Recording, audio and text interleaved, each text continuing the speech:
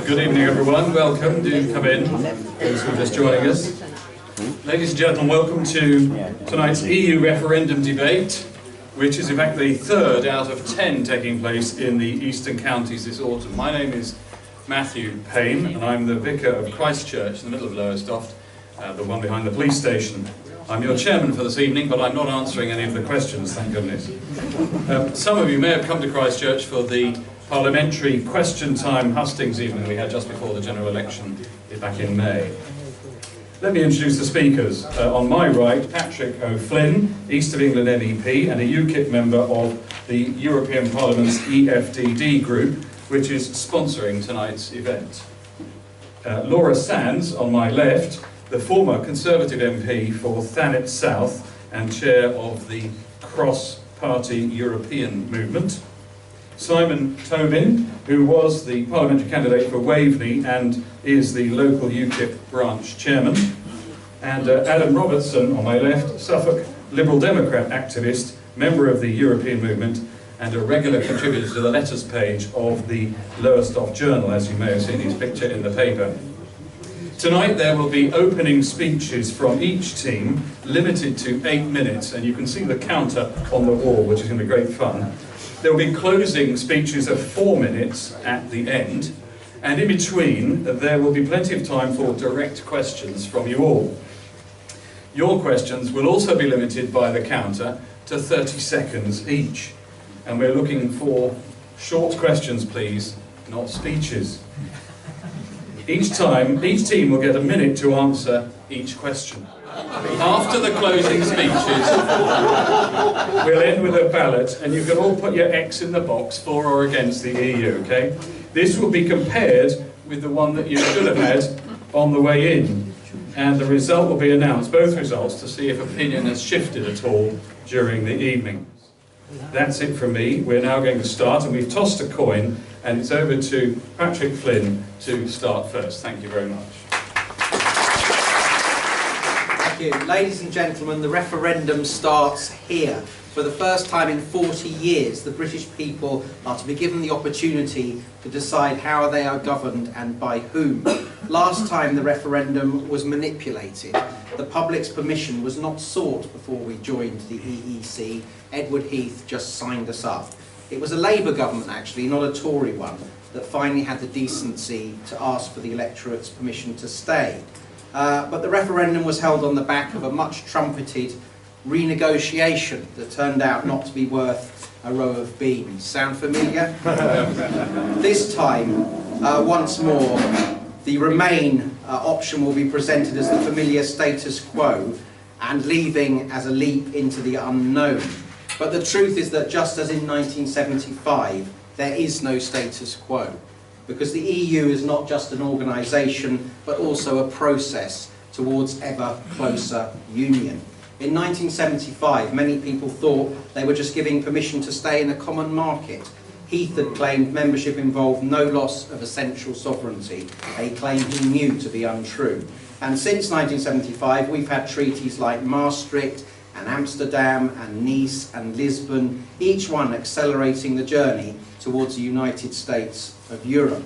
The EEC has become the EU. It's acquired many of the essential characteristics of a nation: a flag, an anthem, a president, well, several actually, a parliament, a diplomatic corps, a currency and a central bank. And it's done all these things without the British people being asked again for permission in another referendum. And stealing sovereignty by stealth was done not by accident but by design. And they're not giving up, quite the contrary. The Eurocrats never let a crisis go to waste. So now that the Eurozone has been shown not to work, they want to fix it with more integration, the creation of a federal treasury to determine the tax and spending policies of member states. They always call them states, never nations. And they want a European Union army too. So the choice you must make is not between a barely tolerable status quo and a leap into the unknown, but between the continued dismantling of Britain as a self-governing country in the cause of ever closer union, or a future as a global trading nation with a revived democratic life. Be warned that when the referendum comes, if you choose to stay in, the EU, then matters will not rest. Britain will be reminded of the duty of every EU member to one day join the Euro too. Pressure will be cranked up and you will have sanctioned it. And of course Turkey will one day be joining the EU, a move supported by the Conservatives, the Liberal Democrats and by Labour too. So freedom of movement, the absolute right to come and live in Britain with identical entitlements to British citizens, will be extended to another 75 million people. Effectively, our external border will become the border with Syria, and anyone issued with a passport by the Turkish government will acquire in turn the freedom to move to Britain. This is what remaining will mean, along with continued crippling energy policies that put your bills up and send jobs abroad. But what of leaving? Well, what leaving certainly will not mean is an end to trade with EU countries. That claim is the basis of the famous 3 million jobs myth. Because there's no reason to suppose that leaving the EU would result in any reduction in trade at all with EU countries, and plenty of reasons to think that it would not. Last year, Britain had a trade deficit in goods and services with the EU of £62 billion. They sold us 62 billion more than we sold them. We're one of the Eurozone's biggest export markets in the world. So no wonder Digby Jones, the former Trade Minister and CBI leader, noted that were Britain to leave the EU, a trade deal would be put in place instantly because Angela Merkel would insist on it. That's how important the UK market is to BMW and Mercedes and Audi and Siemens and Bosch and all the other German industrial giants. So no wonder as well, Sajid Javid, who as business secretary is the man whose judgment David Cameron trusts to advance the interests of British business, says we have nothing to fear from leaving the EU. And no wonder Nissan says it will continue to invest in the northeast whether or not we stay in or leave.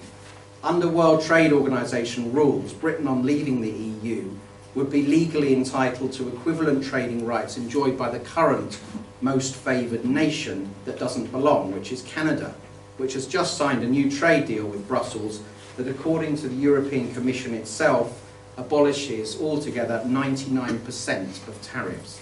So the idea of significant impairment to trade is a myth. Back in the protectionist 1970s, the in lobby did have the semblance of an argument, but now tariffs are tumbling all over the world anyway.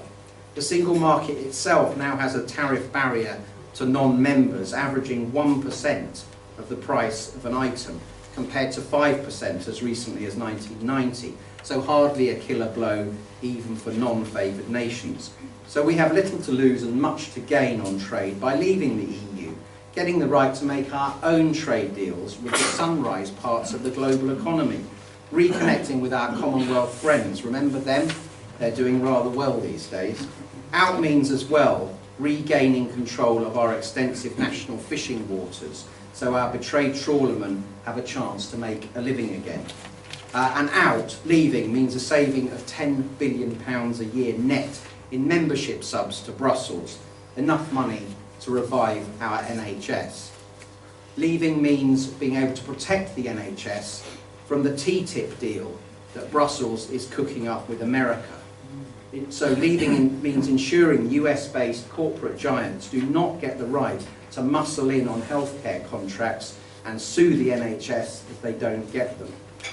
And of course, leaving means at last the ability to create the Australian-style points-based system for immigration that the British public craves, so that the volume of immigration is sharply reduced, pressure on public services and housing lessened, wages of working people no longer undercut, and yet still the most talented applicants with the most to offer can come. Most of all, leaving means believing in Britain again and freeing our country from EU interference. During the election, there was a campaign to scrap VAT on women's sanitary products. Only one party supported it, UKIP. Do you know why? Because under EU rules, Britain is not even allowed to remove VAT from items without the say-so of Brussels. That is the pitch to which Britain has been reduced by EU membership of an undemocratic, unsuccessful political union. I think Britain's better than that, more than just a star on someone else's flag, and I invite you to agree with me about that tonight. Thank you. Yes. Adam is now going to ask a couple of questions. Patrick, Adam, your question. Patrick, under Treaty Article 50.4, member of the withdrawal member state shall not precipitate in the discussions of the European Council or Council and decisions concerning it. How do you think we can get a good deal on the back of that? I think our leverage over the EU is immense. We're one of the biggest members, with the second biggest economy, with the second biggest after Germany net contributor to EU funds. We're one of the biggest export markets in the world for European Union countries. I think we should leave under Article 50 personally, that's something useful that was set out in the Lisbon Treaty among all the guff about integration. As all the people I listed in my speech have said, Britain has the power, the clout, the leverage to negotiate a bespoke trade deal with the EU that will not disadvantage us, will save us that 10 billion a year net, allow us to make other trade deals with our old Commonwealth friends, and bring democracy back home. Is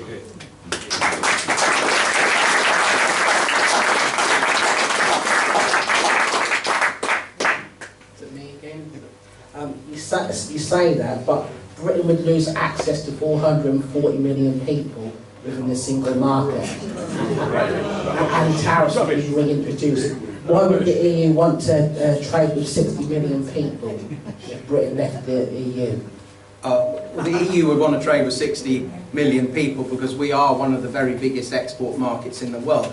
We are, I think, actually the Eurozone's biggest export market in the world. You may have noticed the Eurozone's not doing terribly well lately, and the idea that they would begin a trade war with their biggest export market, I think, is quite fanciful, aside from being completely against World Trade Organization rules, which guarantee us that most favoured nation status. So the tariff wall is much lower than it used to be anyway, and I think some people on the Remain side have finally started acknowledging that. No wonder then you've had this long, long list of captains of industry, from Nissan to Hitachi to JCB, to people in the city, the chairman of Lloyd's Bank I noticed, saying actually leave or remain, not really going to affect our business, not going to affect our inward investment. That's why since the referendum has been announced by David Cameron, inward investment into Britain from around the world has gone up and not down. Thank you.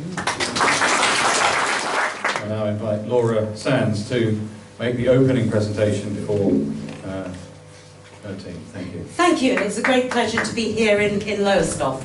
I have to say, though, I think that Eurosceptics have a very strange view about this country, as if we are sort of downtrodden victims of those dastardly foreigners.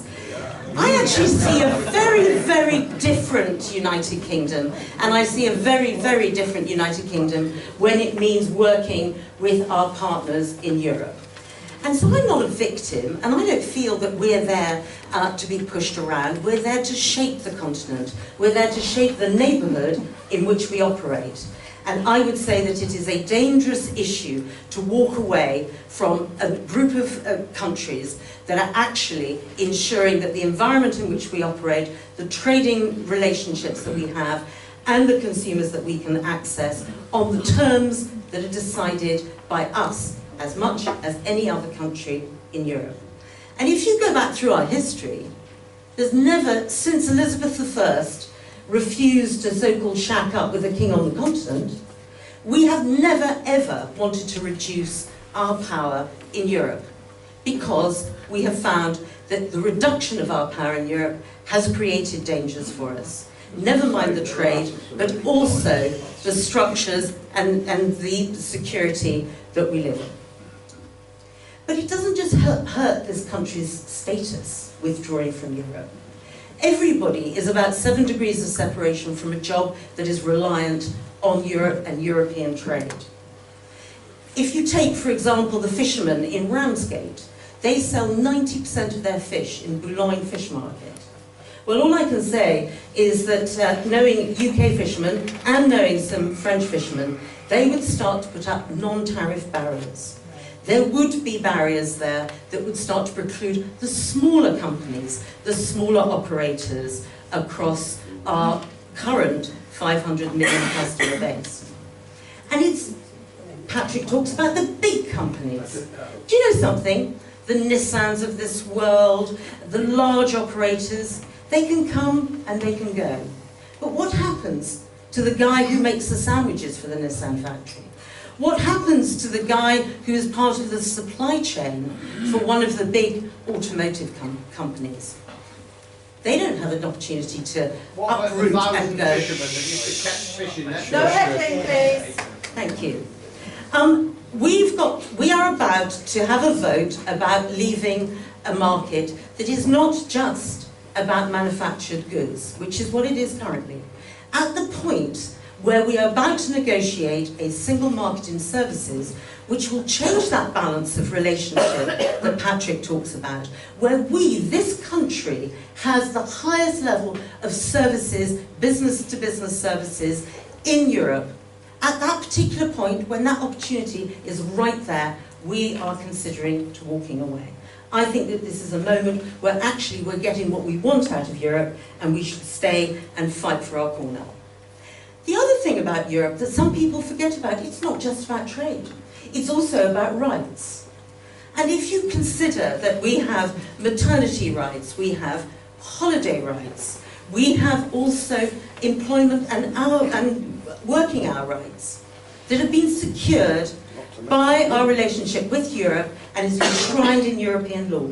And may I tell you, by the time you have John Redwood sitting down with the Treasury with some very, very large business lobbies, they will be saying this country will only be competitive if we have the same amount of holiday as the US, and that's 2 weeks.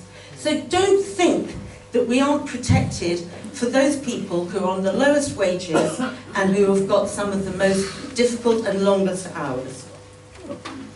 But when you start to look at our future and say, there is this day, the first day in paradise, when we come out of Europe, what is this going to look like?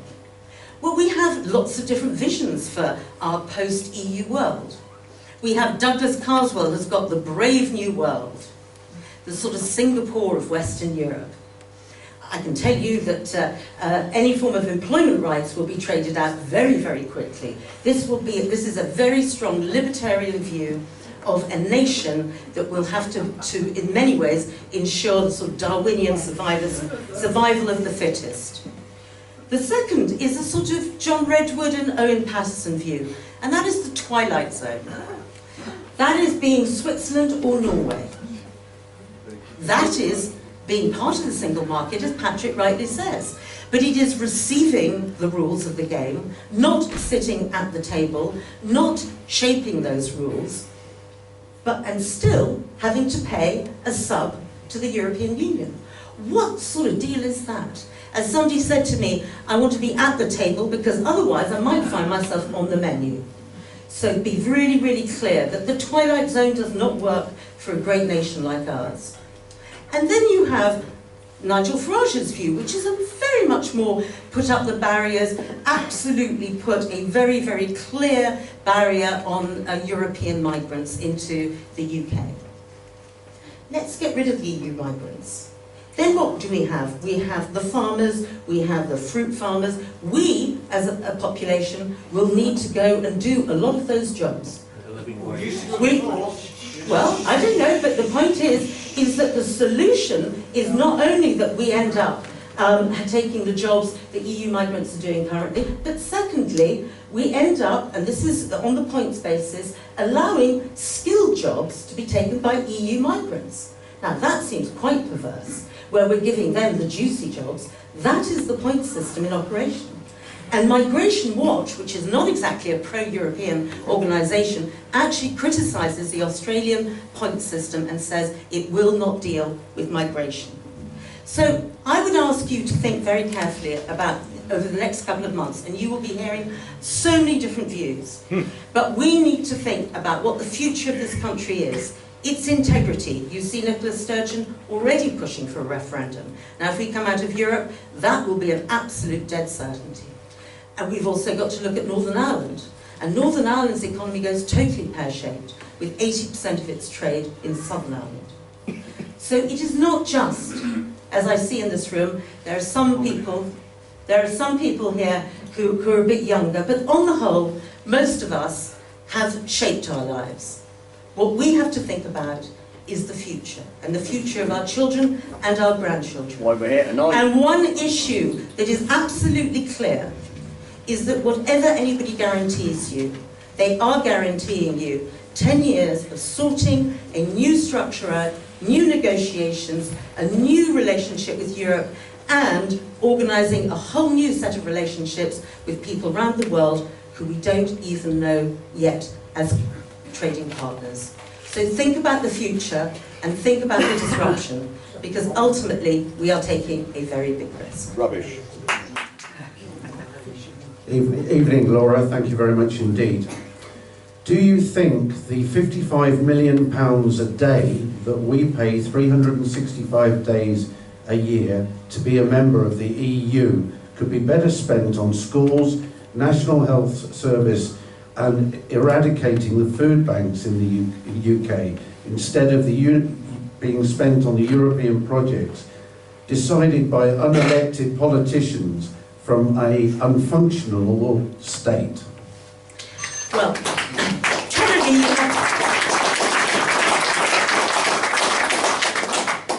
currently you have quite a lot of politicians for UKIP actually in Europe, hopefully doing their work and going to all the committees and making our voice heard. So it is not that there isn't a political voice there. On the money, it's quite interesting. If you talk about what we're spending our money in Europe on, a lot of it is CAP, is Common Agricultural Policy. I don't know whether you've seen, but actually the farmers have said that they want, in statutory legislation, in UK legislation, the same amount of money ring-fenced for their particular interests. So I don't think you're going to find that there is going to be a lot in your petty cash till when we come out of Europe. We've got the scientists who say that they want to have their money that they currently get from Brussels ring-fenced into UK legislation. We've got a situation here where this money isn't exactly being, it is being used in many instances for our benefit. And if you wanted to be... Thank you. Would you have a second? Laura, the second question, please, is that 70% of British laws now are being regulated by the EU, and 9 new EU laws every day are implemented for Europe within the EU. The EU laws are shutting down the UK's economy growth because of excessive regulations. What is your views on this? Okay, well, I haven't noticed that the economy is shutting down. Actually, I thought that Patrick said that it was doing extremely well.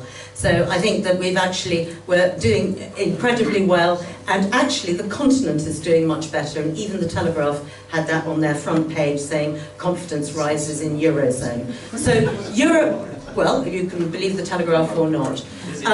But when it comes to legislation, the House of Commons talks about 13% of legislation. If what you're talking about is the implementation of sub-regulations that are actually things shaping the single market, we advocated the single market. Our trade bodies are there actually shaping a lot of this regulation. And by the way, the regulation is not there defined by the standards in Romania. They are defined by standards in this country. And if we came out of the EU, I would love to know the list of regulations that you will be repealing, because many of them are part of what we need in this country in any event.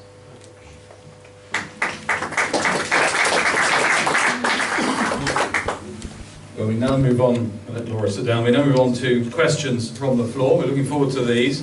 We will ask them hopefully in 30 seconds, and they will be answered by each team in turn in a minute. And we hope to get through as many as we can on a wide range of subjects from a wide range of people. So may we have first question, please? I think there was a hand over here first. The gentleman with his hand up. Yeah, sir.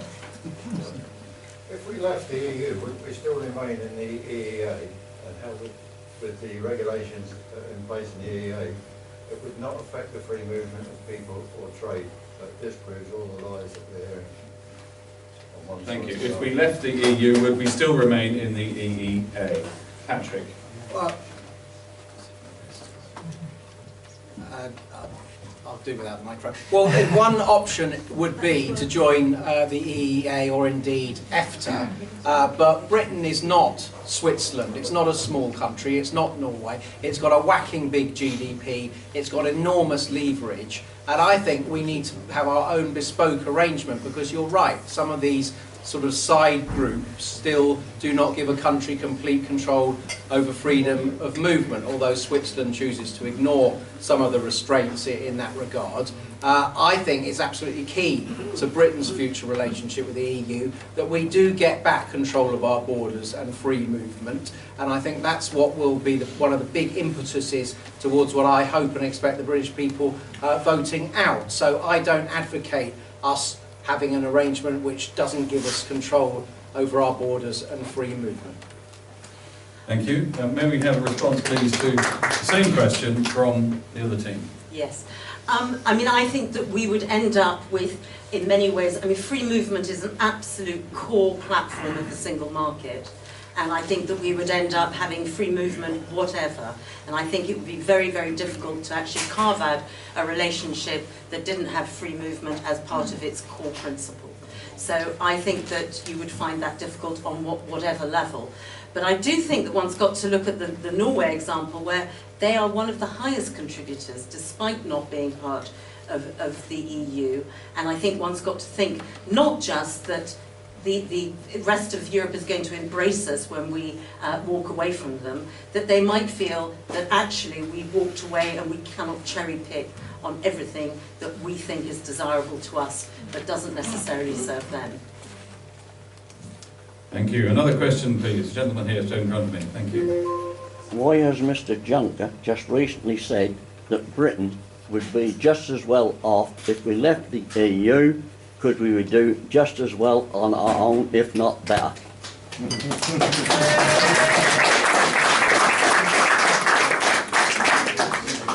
I just check, can everyone hear the questions? Yeah. Is that all right? Yeah. Good. Well, Mr. Juncker has just said something about why would Britain be better off if we left the EU.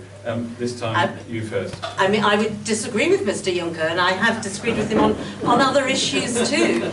He says that he's been misquoted, but personally, I don't think we would be better out of Europe. I think we need to be in every international organisation that we can be, and we need to be, as I say, at the table on the platforms that can actually shape our neighbourhood. So I think he is wrong. Thank you. And from this side? As you heard on the news last night, Mr. Juncker did actually say that Britain possibly would be better off without the EU. And what I think he was mentioning is that the EU needs the UK a lot more than we need the EU.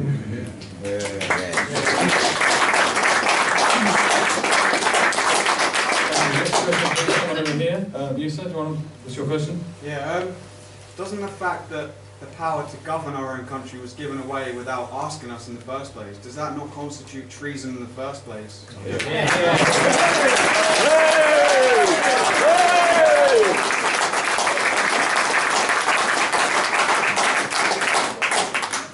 Well, before I went into politics, I was a journalist. I have to say, in response to your excellent question there, I'm glad I'm not a biographer of Edward Heath, because I don't think it would go down too well. Now, many people take that view and are still boiling angry about it. The fact is, I think we were conned. We were bounced into something. Permission should have been asked beforehand, rather than is it all right to stay. They stole that status quo as a cynical move. But nonetheless, we live in the world in which we live. We have a referendum now, which I would say, to a large extent, it's been the kind of bulldozing momentum of UKIP and Nigel Farage that's forced Cameron against his will to holding it. So let's get on and win it, and win our freedom back while holding the moral high ground too.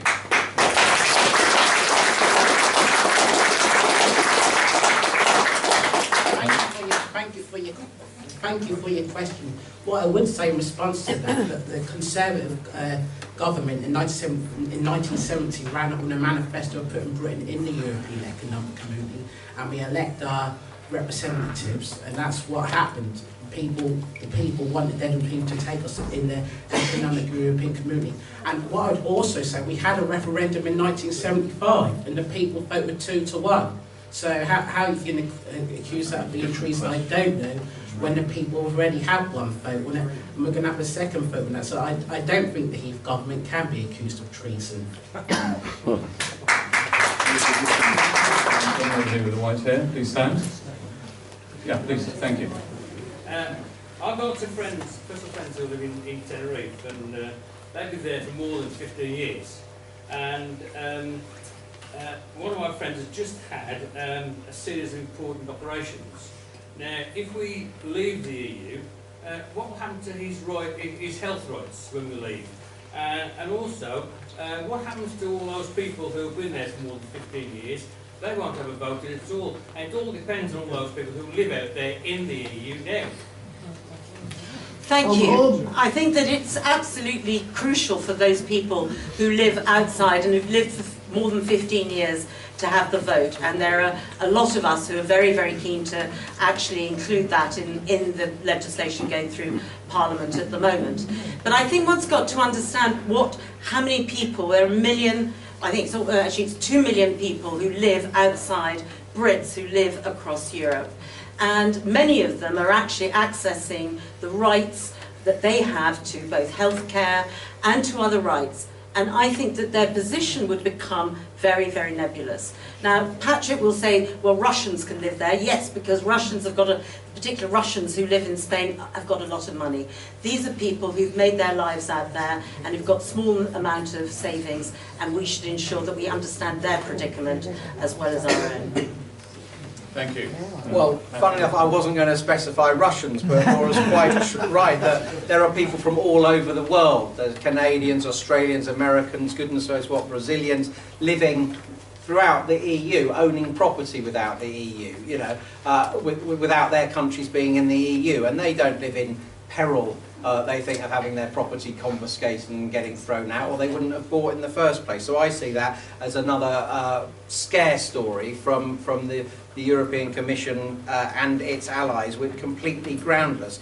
Equally, does anyone really imagine Spain is in an economic position to want to do without the expat Brits who kind of keep many of the jobs going? Well, it's not. And our health service and the way we organise health in this country means that we've got a massive financial deficit from this common arrangements in health. We don't collect the money. Our service is completely free up front. Other countries don't do it in the same way. So we'd have plenty of resources to come up with a reciprocal arrangement that would guarantee our expats. Thank you. Can I ask questioners to stand up and speak up? I think that'll make it a little bit easier. So, you, sir, next one. Thank you. You talk of the EU defending workers' rights, food safety and the environment. In that case, why is the European Union going all out for a transatlantic trade and investment partnership, which will undermine all these good things you just described?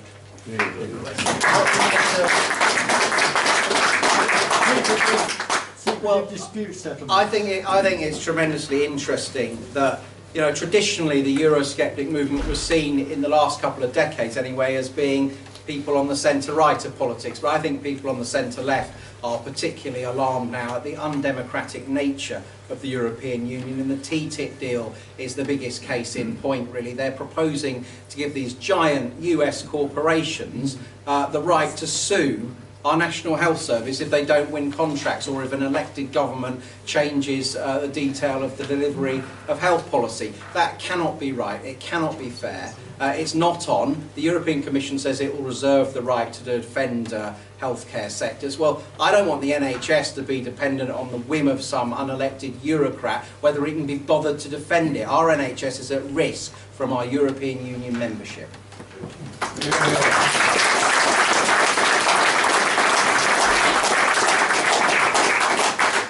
thank you for the question. I think TTIP's a good thing on the whole. I've only got one concern, and Tim Farron has raised this, is regarding the investor-state dispute settlement. But on the whole, I think TTIP's a good thing. The NHS will not be privatised as UKIP claim. The NHS will only be privatised if the British government wants the NHS to be privatised. That is on the European Commission website. That's an opt-out. It's up to the member state, particularly if they want to privatise the NHS. If UKIP have got complaints, they should be taken to David Cameron, not the European Union.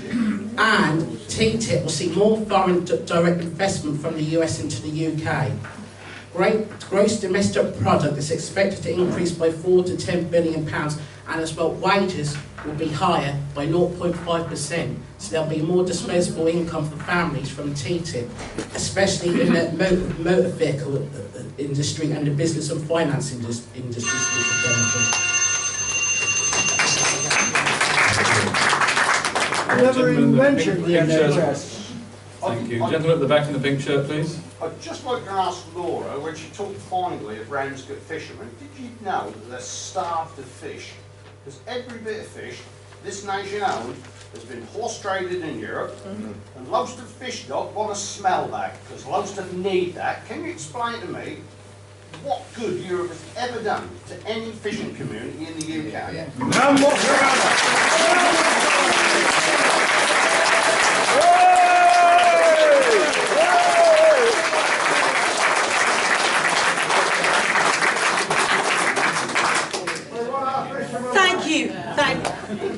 Thank you for that question. I mean, I have huge criticisms of the common fisheries policy, and I fought very hard when I was a Member of Parliament with the Ramsgate fishermen on many of these issues. But we also have our problems too, and you know them as well as I do. When you look at the way the quota has not been redistributed fairly between the POs and the under-10s, where we've still got slipper skippers when Richard Benyon went to a judicial review to actually change to change the legal ruling on that, and where we still haven't enforced proper local management organisations. And this is something that is absolutely key to delivering a much fairer deal for the under-10s. And I would absolutely fight with you and with anybody to ensure that the under-10s get a much, much better quota, and that we put, it's not just European legislation on one hand, but you also know that the POs have been very, very aggressive, and that is a domestic issue. Thanks for I beg your pardon, I thought you... What's the PO? Thank you very much. Thank you very much, Mr. Lyons. Out of 100 fish, ladies and gentlemen, caught in European waters, i.e. British UK waters, 23 fish are returned dead or returned over the sea. When you think that one of the Lowestoft fishing boats last year returned, because of quotas, £30,000 worth of fish, yet we have food banks in Lowestoft. I asked the question, we need to leave the EU.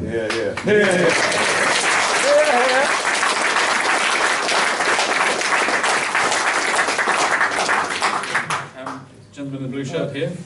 How much European Union funding does the Stronger in Europe campaign receive?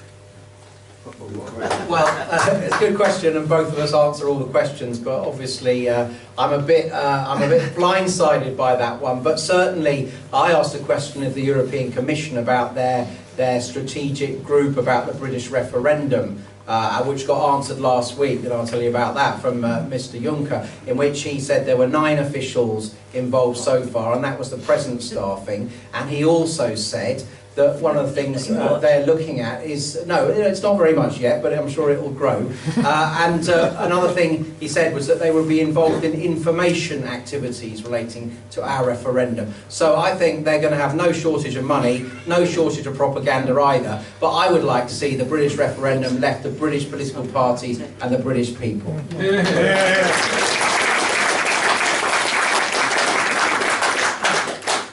Patrick, you know that, I mean, there is nobody in the Stronger in Europe, Stronger for Britain campaign, there is not a penny of European money anywhere near it.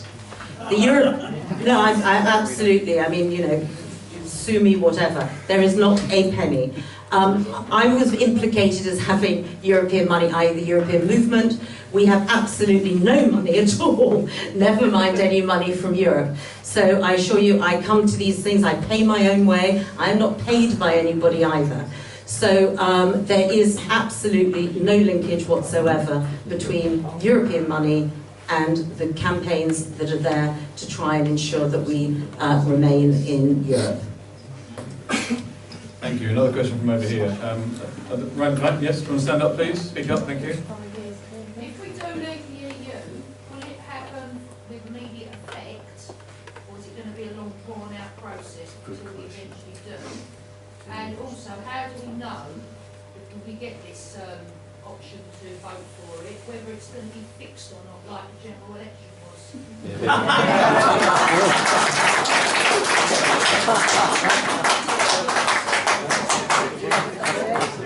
I don't know how the general election was fixed.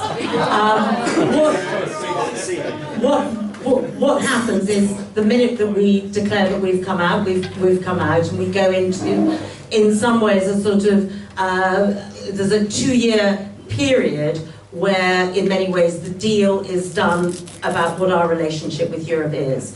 Now, Patrick would say that we're going to have a great negotiation. I feel that we will be sitting in the corridor waiting for the member states to come back with the deal that they want to give us, rather than what we might want to negotiate ourselves. So I think it is a pretty risky time, and in many ways, we are going to be, I mean, we are absolutely within the clauses excluded from that negotiation. We're already in the corridor.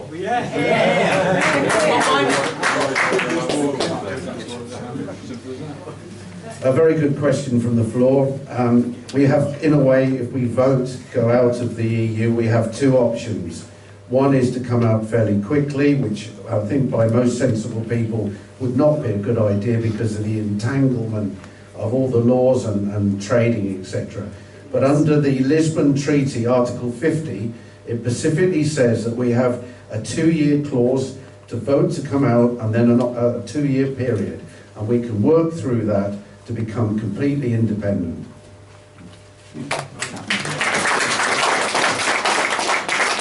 Thank you. Another question, please. You say, yeah, thank you. The EU referendum bill has just gone through the House of Lords for second reading, unopposed. But apparently they are intending to, at the report or committee stage, to try and fiddle some amendments.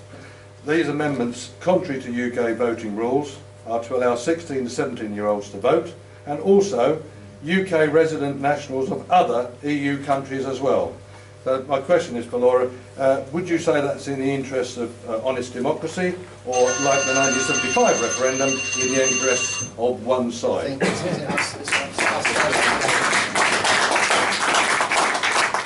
Well, look, I think David Cameron has tried to sort of doctor the terms of the referendum in many ways, and some of which he's been stopped. The rules about Purdah and the use of the government machine, you know, he couldn't prevail in the Commons, let alone the Lords. So I'm hoping for a fairly clean and even referendum. However, on the issue of voting ages, I think it should be the same dispensation as a British general election, right? Which means anything else is clearly trying to shift the goalpost one way and is partial. So over 18s, British subjects only. I think it would be absolutely scandalous if the unelected House of Lords tried to give EU nationals, non-British, resident in this country, the vote where they may have a vested interest which is against our own national interest. So the Lords should leave it be. Thank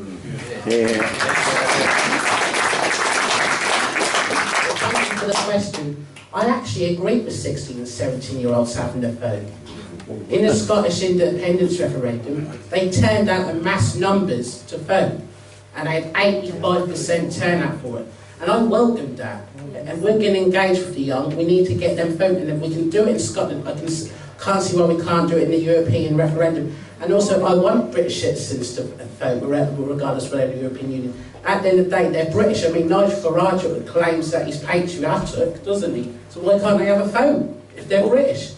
Why didn't you have it in the general election then? Not British, EU national. Listen to the question. And certainly we are not campaigning to have EU nationals vote in this referendum, but we are campaigning for those people who live overseas, who've been there for over 15 years, to have the vote. Why? Thank you. Another question, please. Come over here. Thank you. Hi. With ever closer union on the cards, will the next EU constitution/treaty affect our constitutional rights under Magna Carta, the Bill of Rights and common law?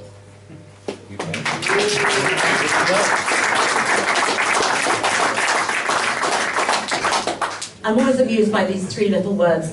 I mean, I think that David Cameron is going to be getting a dispensation from ever closer union in any event, and so I don't think that that's going to ever have a problem. But to be frank, you know, none of our relationships right the way through the centuries have impacted Magna Carta, and I don't see any threat to our British rights and our British heritage into the future. Well, one thing I would say is that our arrangements with the EU already do conflict with those rights, our traditional liberties as British citizens. For instance, the European arrest warrant, you know, you can be whisked away into a country, and so many of the EU countries have pretty terrible justice systems without, you know, without being properly questioned and charged, and I think that's a disgrace. Last week in the European Parliament, a guy called Guy Verhofstadt, who used to be Prime Minister of Belgium, got up and he said very openly, we need to create one country, Europe, with one military force, one currency, with kind of one federal treasury. Whatever Britain does, whether we walk away, which I hope we do, or whether we're stuck there, they are creating a country called Europe which will be governed in Brussels and not by the national member states. That's the choice before us. We've already lost much of our birthright. The rest of it will be going to unless we get out.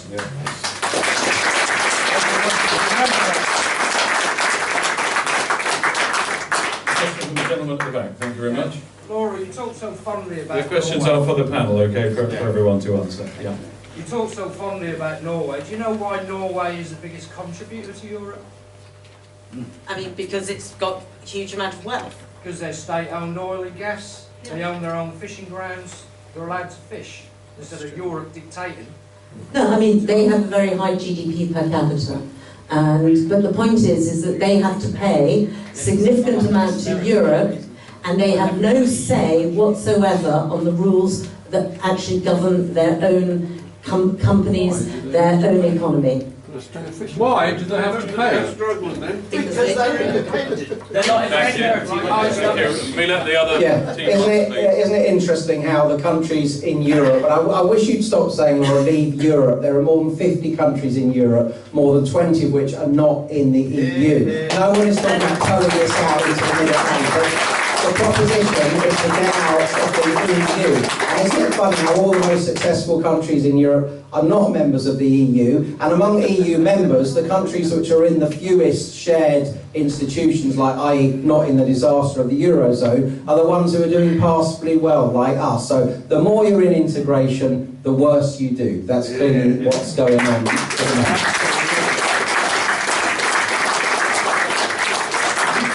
Thank you. Another question, please. Gentleman right at the back. Yeah. A lot of what's been said tonight is all inputs made, where money might get routed to, what won't be changed, what will be changed. It's all hearsay, it's political. You know, there's nothing really set in stone. I think the majority of the people in this country, unless there's key powers that are given back to the UK, they're not going to even question whether they leave the EU. We will leave. If there are key powers to be changed, what do you think they need to be in order for the people en masse to start considering staying? Good question.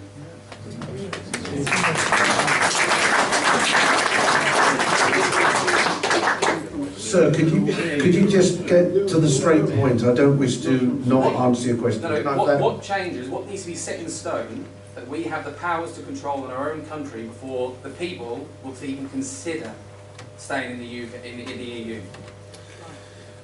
We feel very, very strongly that David Cameron, however much he talks about it, will not get any considerable renegotiations on the treaties that he's trying to get. First of all, the question is, what does he want to achieve? And secondly, with Merkel and her friends, of the other 27 member states, how can we go forward to try and get changes with 27 other states giving a yes or a no to our requirements? With all the respect, they asked what changes, not anything about trying to get those changes. I'm asking Thank you. what changes need to be made. Thank you. One of you going to respond to it? Right, well, I think that there is a lot of change that needs in Europe, and I look at every bureaucracy with suspicion. So what I think we've already achieved is that the Commission now has actually reduced a lot of their directives from hundreds to, I think it's 23 this year. So they need to do much less better. We need more parliamentary scrutiny this end of legislation that is being passed, and we need to give much more approval to what happens with the ministers. These are elected ministers, our ministers that we send to Brussels, but it is very, very opaque. There is very little understanding and transparency of what is being negotiated. And other countries have different relationships between their parliaments, their ministers, and negotiations in Europe. And I would like to see a lot more transparency in that field. Another question, please. Yes, sir. I would like to question the economics of the EU. They are in the process of printing 1.1 trillion euros, 60 billion euros a month, to try and keep, because of the falling unemployment and low growth. They have now saying this is having little effect. They are now going to have to double that to more than 2.4 trillion. Isn't the EU sitting on a time bomb? Of course it is.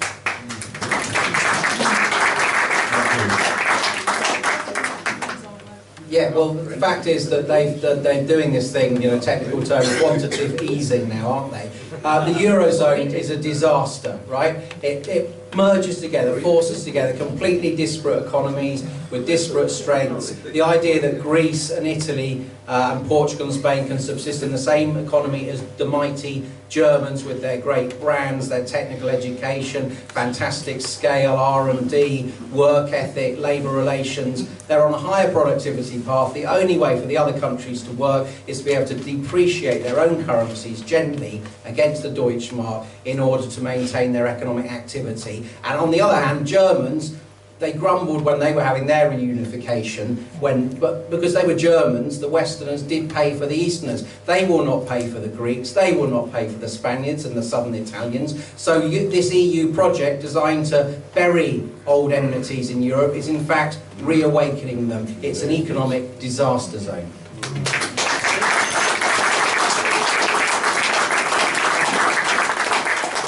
Thank you for the question. To a point, I actually agree with Patrick. I don't think we should have never let in the Eurozone. They probably did cook their books, as a few of them did.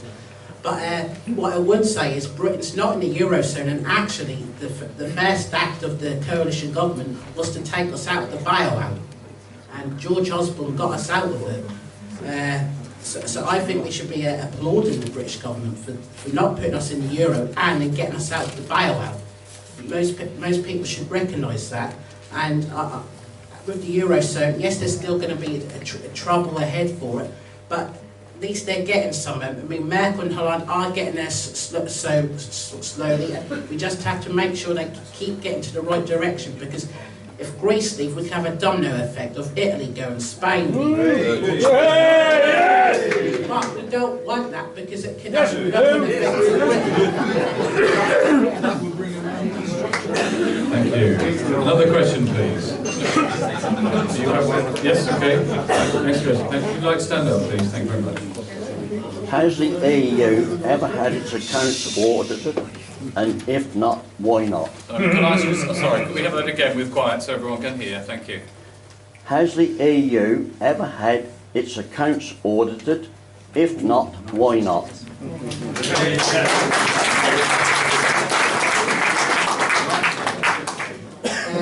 Thank Be you nice to know where our money is going. Thank you for your question. To a point, I actually agree with you, but it's not the Commission, it's actually the Member States. I'm going to give you an example, the Common Agriculture Policy. Now that's a shared competency with the European Commission and the Member States. The issue is with the Member States not doing the auditing properly, not the European Commission. So it's actually the British government which is responsible for the auditing of it. There's a shared competency, the Common Agricultural Policy. So it's not actually the European Commission. They have to get it from the actual Member States. The starting point is the Member States with the auditing, not the European Union. Thank you.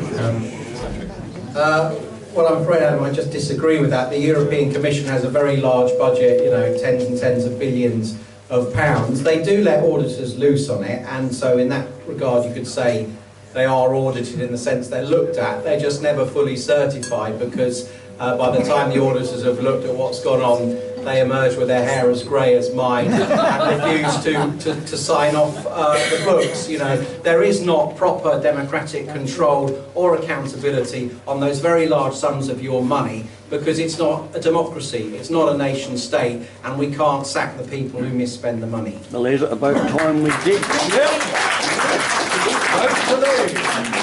Another question, please. Someone who hasn't asked the question yet? Anyone? Well, let's go to the ones who... Come on then, over here. Can you explain to me the process of the election of the EU President Juncker, Commissioner? Thank you. Well, it's not the sort of election that we would understand in this country where the ordinary people get to vote. It's horse trading among the heads of government to agree, you know, and then their choice is put before the European Parliament, and the MEPs mainly leaned on by their governing parties back home. David Cameron sort of adopted an over-my-dead-body stance towards Juncker, and I wish he put the election or non-election of Juncker to a referendum of the British public. And I think if he'd done that, we'd have got possibly a 90% vote against, but he's not elected in any meaningful sense. And I think I hate making really partisan party political points, but I must mention one thing: the Conservative MEPs in the European Parliament didn't vote just one way or two ways on Juncker. I think they voted three ways. Some of them backed him, some of them were against him, and some of them abstained. Well, you know, that's not a failing that the UKIP MEPs fell into.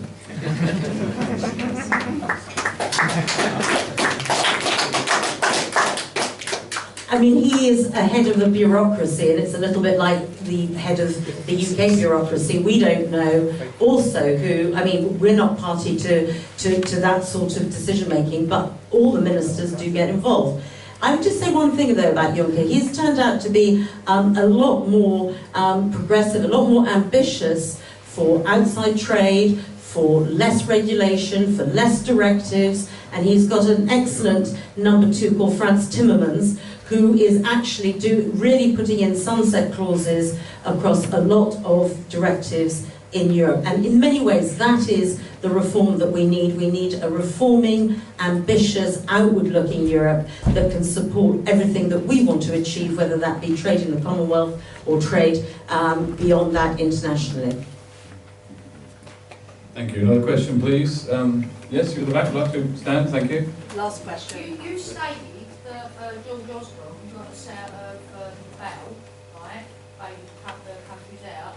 Explain, why is this country giving away 900 million of our money to Syria? I mean, I'm not here to defend the Conservative Party or to discuss. Bailout, surely giving out 900 million pounds, that's a bailout, isn't it? You can't be. I know it's not a bailout. I mean, if you look at those refugee camps, and I was in Beirut about 6 months ago, and you see the absolutely terrible circumstances that this country is being torn apart, and families being torn apart. Well, actually, to be frank, if I'd been in Parliament, I would have voted against the Iraq War. You could say that there were some knock-on effects. So I think it's absolutely crucial to understand our international obligations. This is a country that should be very proud of the work that it is doing with those refugees in Jordan and also Lebanon. Thank you. Ladies and gentlemen, the UK, through payment to the EU pays 25, what we as a country spends £25 million a day on foreign aid. Isn't it about time that we started to look after our own people and our own interests?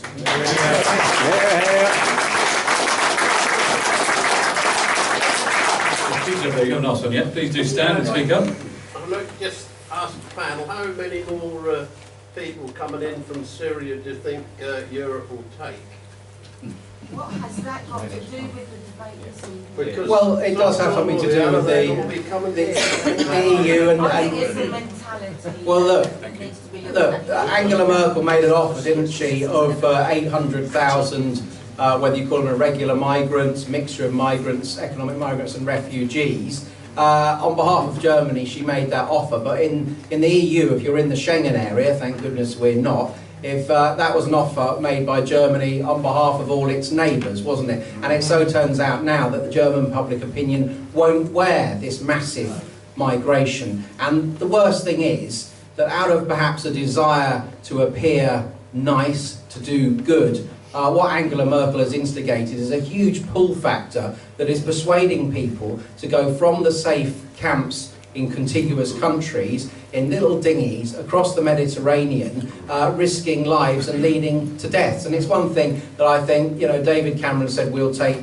20,000, but I think at least he said we'll take them from the camps, where we must avoid creating a pull factor. It's another aspect not working in the EU.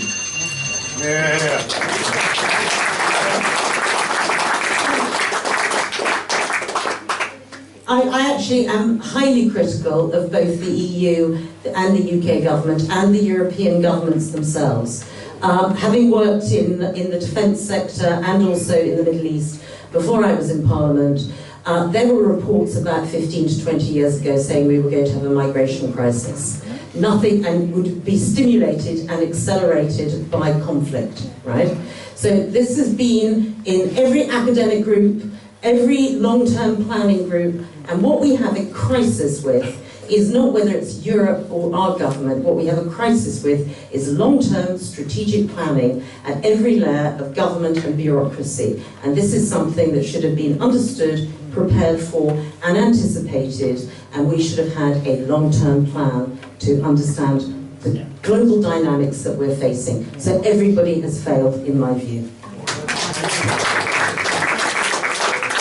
I think we have time for one more question. Gentleman at the back in the middle here. Yeah, I'd like to just put something slightly different orientation on this, really. I'm a bit concerned. My speakers are somebody who voted to get out of the European Union as a socialist, as a trade unionist during the 1970s. And the fact is the Treaty of Rome is actually is a very capitalist form against socialisation. And during the Thatcher years, we lost a lot of our public services.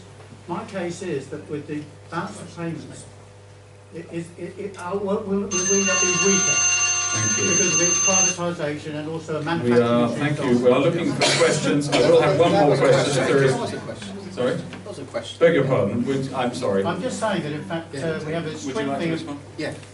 Well, look, whether you regard the EU and the Treaties of Rome as primarily capitalist or socialist is in a way beside the point, because, you know, Jacques Delors came over, didn't he? I can't remember, it was in the 80s or the 90s now, and sold the socialists in Britain the idea of the EU as its protector against Thatcherism, and it would be a socialist entity. Before that, as you say, most of the left in Britain regarded it as doing the big corporations' dirty work for it. But either view, whatever happens, the point is about democracy. The point is that the British people hear all the politicians say what they're going to do, capitalists, socialists, even a few Lib Dems left, I believe. Right? They offer, and the British people choose. And then the British people should be the ones to sack the politicians who mess up. None of it should be decided through treaties and Brussels and unelected bureaucrats, whatever view you take of their political complexion.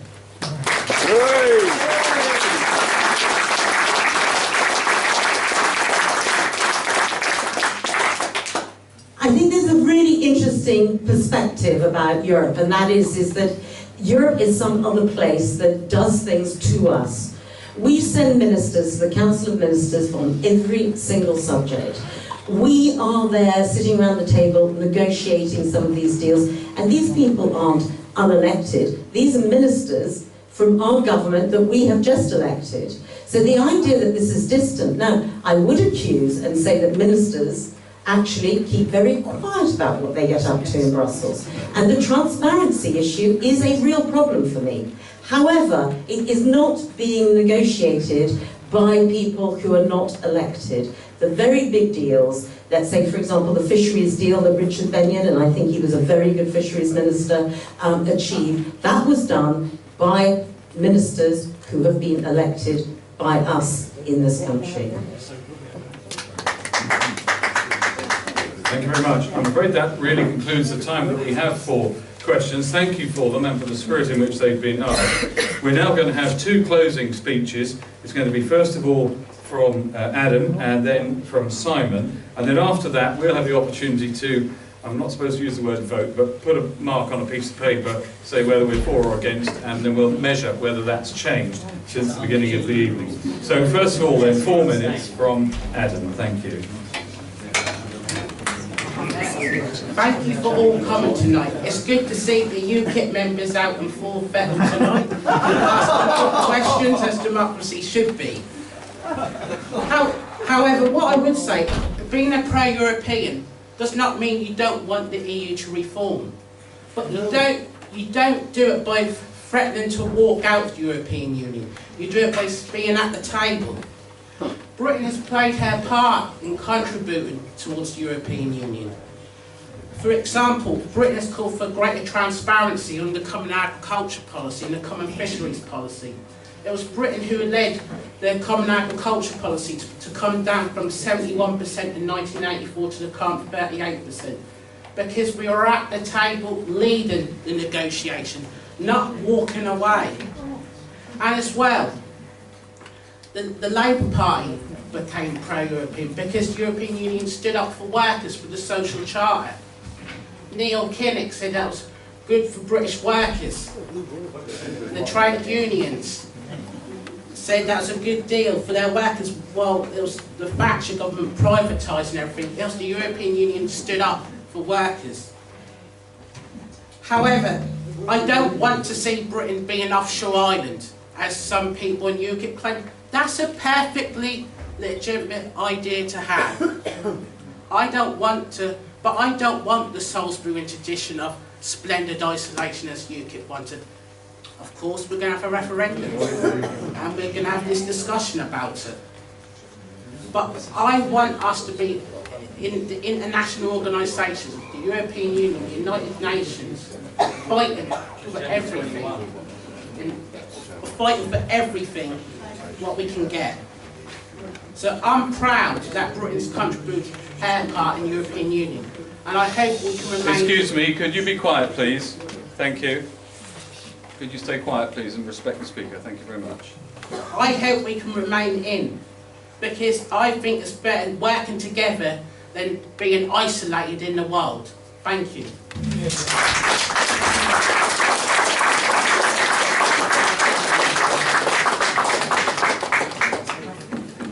Finally, we hear from Simon Tobin on the...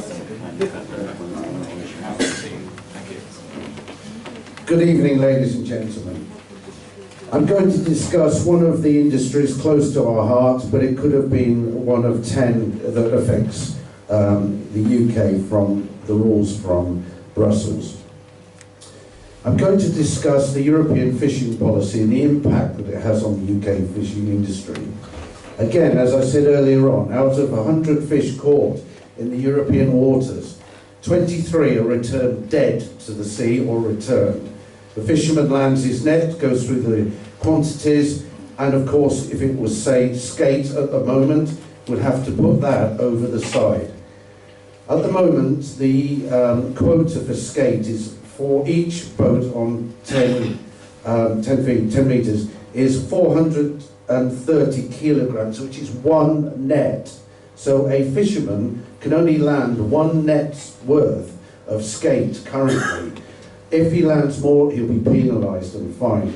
As I said earlier on, a Lowestoft fishing boat returned £30,000 worth of fish over the side, and yet we have food banks in Lowestoft.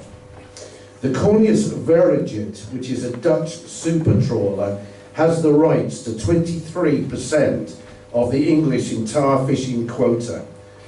On each catch, it lands £500,000 worth of fish. The super trawler has conveyors that goes into the bellows of this boat, and there are sorters cutting the fish, preparing, boxing and freezing it. It literally is a moving distribution box. When the Cornius lands, there's a fleet of lorries as far as you can see on the harbour in Holland. And guess where this fish goes? To Japan and Egypt. Ladies and gentlemen, this fish doesn't go to Europe, it goes abroad, and it's your fish. The Lowestoft Third River Crossing has been debated for the last 50 years. A tunnel option, which is particularly close to our hearts, although it may be a bridge, let's say it would cost around £120 million. Currently, there is a business case being proposed and putting forward to the British government for consideration. This business case will take approximately 2 years to confirm whether or not there is a cost gain in spending this money. The UK pays £55 million a day to be a member of the EU, i.e. it was 2 days' payment to put something in place that has been discussed for 50 years. Yeah.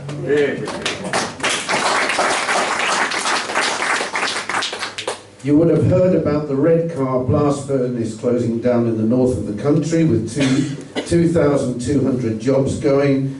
The British government, even if it wanted to, is restricted by EU laws, of which says that there is no such thing as bailing out businesses that are in problems. And yet there is a set law. Could you imagine the French, dare I say, allowing a blast furnace to shut down, to stopping a history of a region that will never come back? And in fact, this furnace made the Sydney Harbour Bridge materials. I confirm that 70% of UK laws are controlled now by the EU. 9 are made every single day for us, for UK. The UK has managed its own affairs for hundreds of years. We do not need to be run by unelected politicians from a failing super state. Join us, leave the EU.